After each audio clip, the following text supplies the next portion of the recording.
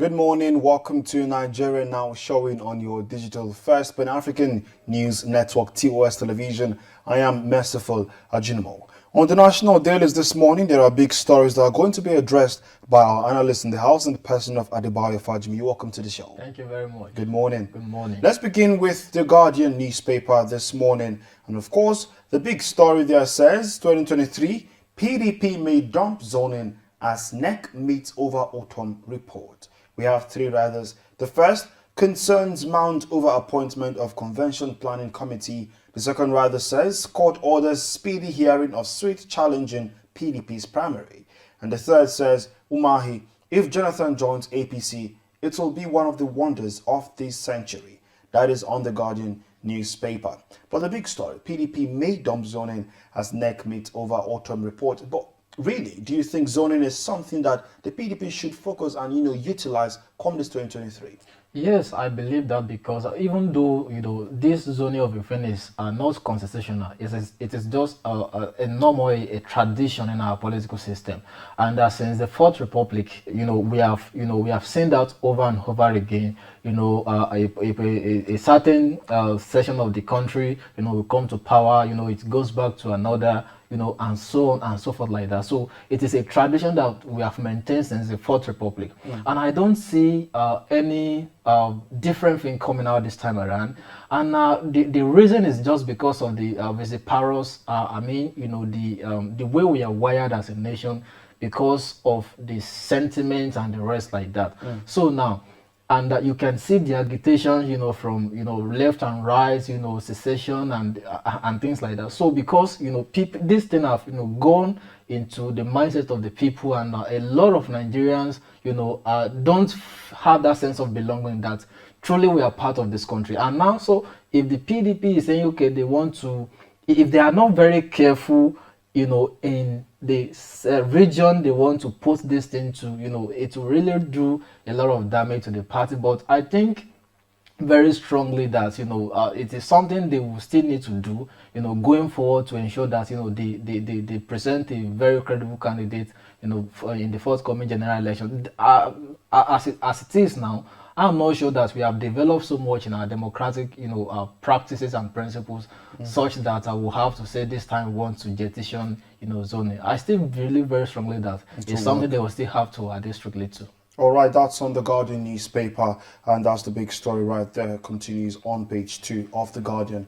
Besides the picture of the day, from the very top, we see TUC threatens action over ASU strike as co-ed workers issue 21-day ultimatum. That's on page 3. On the same page, 18 political parties seek extension of deadlines for primaries. INEC reject plea, insist on June 3rd.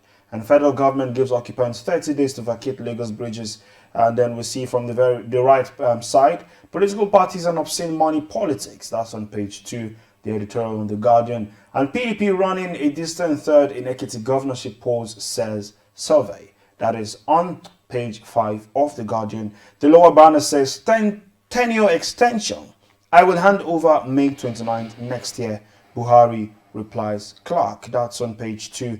Besides that, Cole debunks Wike's $50 million fraud allegation, and Dagogo faces fresh charges to take plea May 16th. That is on page 7 of the Guardian newspaper. We move over to the Economy newspaper for this morning. Our national economy, from the very top, federal government crashes price of aviation fuel for airlines to 480 naira per litre, releases 6 million litres to marketers. The big story there says non-payment of 500 billion naira transport claims may escalate fuel scarcity. Non-payment of 500 billion naira transport claims may escalate fuel scarcity, says marketers. And federal government says we are addressing payment issue in batches. How credible do you think this statement from federal government is with this whole money and the way this issue has become a controversial one in the last couple of months? I still believe that we don't have a government that is serious about the welfare of the citizen, and also to really make sure that our economy grow at a very fast pace, because if they will not be having this issue every now and then. So now, because if this marketer shut down again, of course small scale businesses will be Will be grounded. affected. A lot of things will be you will be affected. And when that happens, how do you expect an average Nigerian to survive? So I think the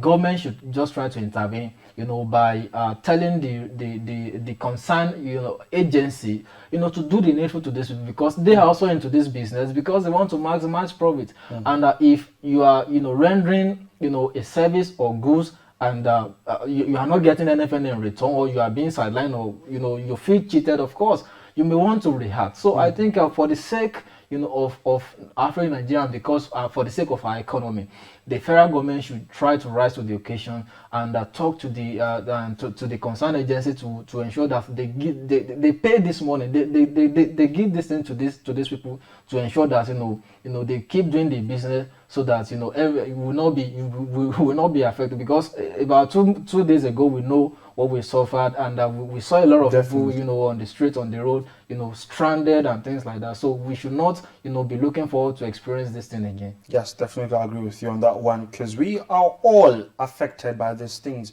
Of course, that big story is on page 4 of the national economy. The lower banner says Petard begins verification of pensioners of defunct BOA. That's on page 5. And then underneath that, MFLA says E-Naira will hasten rate of financial inclusion. That is on page 4. Besides that, Dangote Industries get positive AA rating from Fitch. That is on page 5 of the National Economy newspaper. The Business Day says Nigeria in lame duck mode as politics dominate. That is on page 30 of the Business Day newspaper. And on the Nigerian News Direct, 500 billion naira transportation claims fuel scarcity looms nationwide as marketers threaten to shut down operations. Of course, we've just spoken about that story, and that is on Nigerian News Direct. On this, Nigeria party primaries, ministers, others can't participate as National Assembly amend Electoral Act 2022 to allow for statutory delegate only. The leadership says Senate amends Electoral Act, makes president, governors, other statutory delegate just 19 days to party primaries. That is on page 4 of the leadership newspaper. But let's look at the big story on the Punch newspaper. Jonathan's backers seek consensus. Southern APC aspirant disagree. We have a couple of writers there on the Punch newspaper, and this story is on page 2. What do you make of this story? Yeah, I wanted to mark my word that former President Jonathan will not contest. Okay, So, why would you say so? even though with the speculation, with what the party just did, that with the postponement of the primaries and the screening and the rest like that, there have been speculations that maybe it's because of the meeting he had with the national chairman of the party and the rest like that. But to be candid, you can look at the timing and even the strategy. And okay, come to think of it, how will the party sell President Jonathan to Nigerians again? You remember what they did to him in 2015?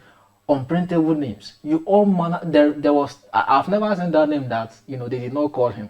So how do you want to repackage him and sell him to Nigeria again? So, and even now, it's not a carrying member of the party. And now, if you want to impose, in fact, I want to believe that the party will not want to go, by the way of consensus, because how do you want to justify the effort the likes of Asiwaju Bola Tinubu, Even the vice president of Nigeria, Amechi, and the rest like that, the effort they have put into the party, since the inception of the party? How do you want to do that if by whatever reason or by whatever way they go by consensus, there is no way they're going to have problem come 2023, because there will be faction and there will be. You remember what happened during the congresses that that they had in different in their state.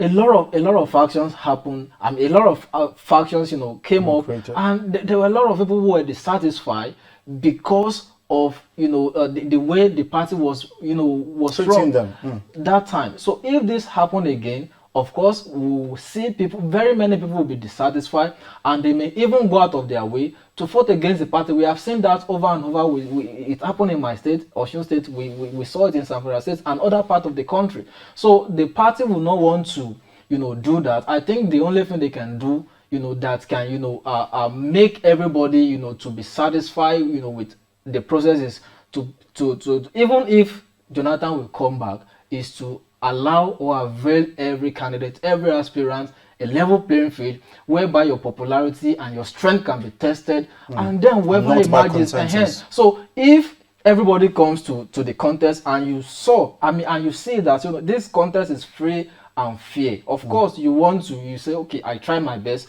this person truly wins, and you want to support the party. But if somebody is just coming in diamond who has never made any contribution to the party, he has never put any effort into the party, and you are imposing it on somebody who has been there for years, how do you feel? So it will really affect the party in the forthcoming general election, and I don't see the party going that way at all.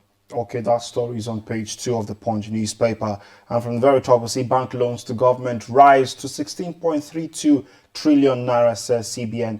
That is on page 26. You can always stay updated on our website, www.tostvnetwork.com. And our social media handle is at TOSTV Network on Instagram, Facebook, and Twitter. For your comments, concerns, and contributions, and don't forget to always stay engaged so you do not miss out on important information and updates happening in Nigeria, across Africa, and across the globe. Thank you for joining us, Adebayo. It's a pleasure to be here. And thank you, viewers. Don't forget we're coming away again tomorrow, same time. My name is Merciful Ajinamo. Stay safe. See you tomorrow.